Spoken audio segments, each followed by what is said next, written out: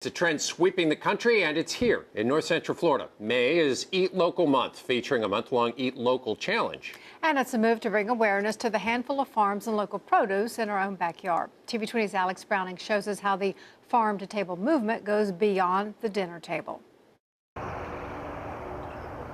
The journey begins around 7 a.m. on a small farm like this one off Highway 301 in Hawthorne.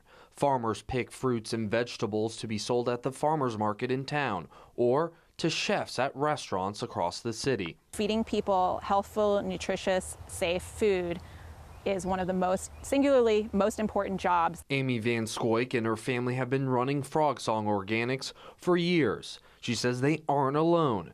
You can find a whole community of farmers if you just take time to look. There are so many smaller producers and larger ones that are producing food right here. You can actually go to the farmer's market, select an item to eat that was picked that day or the day before, speak to the person who helped produce it. She says sometimes it's easier to buy from big box stores. It is a lot easier to go through a drive-through than go to the farmer's market, purchase fresh produce, learn how to cook it, chop it up, make a meal. But the results of buying local may surprise you. When you do that, it's going to be much more delicious and satisfying. When you buy fresh from the farmers, you're buying good produce that's usually been picked either that day or the preceding day. It's not been shipped across the country. It wasn't picked green and then forced to ripen with gas in a truck as it made its way here from California.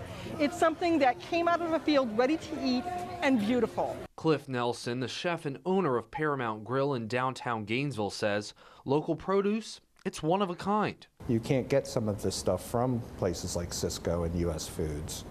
And if you do, it's grown so far away, it doesn't have any flavor. The reason why he buys local when the supply can meet his demand, and his customers love it. People will buy it, and they like it, and they want it, and they want, and they know it tastes good, it tastes great. So when I have the local stuff, I do emphasize it. And the impact doesn't stop at the food on your plate. When you shop locally, when you buy from your local farmers, you're getting money into the pocket of somebody who's going to turn right around and invest that money into our community. It's not going off to a corporate headquarters half a world away. Pat has been selling jams and jellies from citrus trees at her home. But what she appreciates most isn't the success of her business. It's also a way to make connections with the people who grow our food and with our neighbors. I mean, I know there are groups of people who meet and shop together down here every week.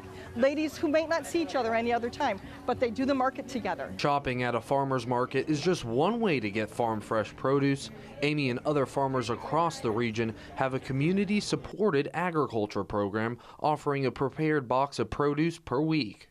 CSA membership is a way that people in the community partner with a farm and they get a box of vegetables each week. A relationship that sometimes lasts generations. So that means that I'm seeing the same people each week for a whole season or even over several years, as some of the families who have joined my CSA have stayed with us. Watching children like hers grow up. I'm feeding them every week healthful, nutritious food. They get to come out to the farm, see where things are grown, and there's a relationship formed there.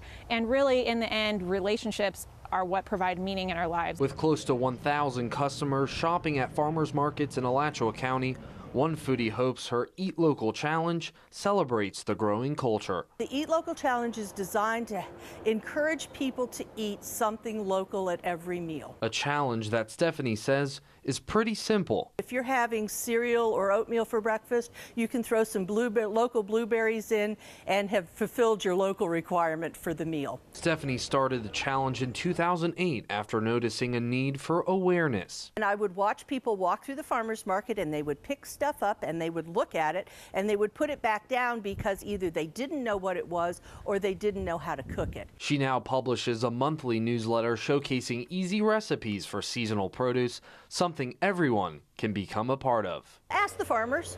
Talk to the farmers about what you see on their stands and how they would cook it. Give farmers markets that real chance, because that's how you find the flavor of your town.